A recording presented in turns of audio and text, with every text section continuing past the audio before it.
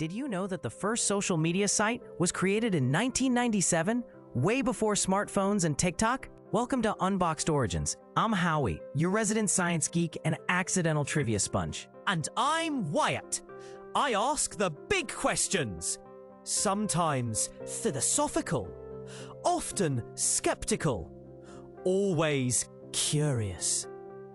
Today, we're digging into how did social media change communication? All right, let's hop in our digital time machine. The story of social media starts back in the late 90s with a platform called 6 Degrees. Launched in 1997, it allowed users to create profiles, friend each other, and connect.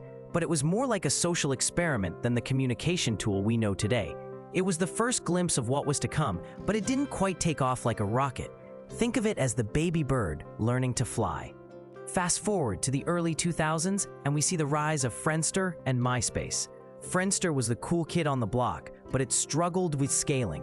MySpace, however, became a cultural phenomenon, especially for musicians and teens.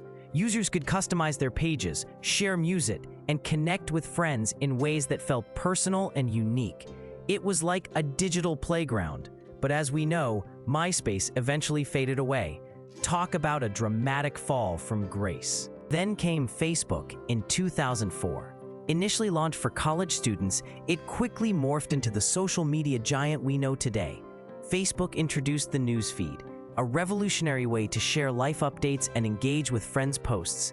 This was the spark that ignited the wildfire of social media engagement.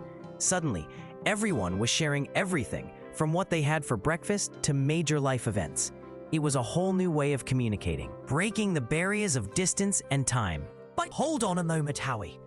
Isn't it interesting that as we became more connected through these platforms, we also started to feel more isolated? The paradox of social media, if you will. Absolutely. It's like the double-edged sword of connection. We have the ability to reach out to anyone, anywhere, anytime. Yet studies show that increased social media use correlates with feelings of loneliness and anxiety. It's almost like we traded face-to-face conversations for likes and shares. The rise of Twitter, Instagram, and Snapchat further transformed communication. Microblogging and visual storytelling became the new norm. Hashtags became a way to connect through trending topics, and the power of memes changed how we expressed humor and ideas. It became clear, communication was no longer just about what we said, but how we presented ourselves to the world.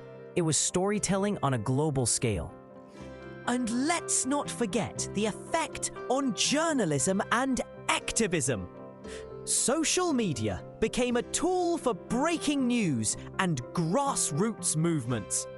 The Arab Spring, #MeToo, and Black Lives Matter all gained momentum thanks to the power of social media. It's fascinating how these platforms can mobilize communities and spark change.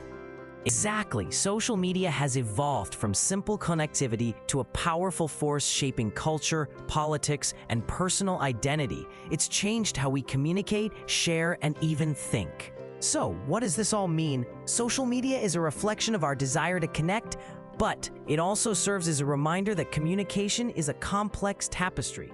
It can bring us together and isolate us at the same time. The way we communicate has undoubtedly transformed, but we must navigate this new landscape mindfully. Indeed, Howie. In a world where a single tweet can spark a movement, it's vital to understand the mechanisms behind our communication. Are we truly connecting, or are we simply broadcasting? And that's a question worth pondering. If we reflect on how we communicate today, we can shape a better tomorrow. If you enjoyed this episode, don't forget to like, subscribe, and share.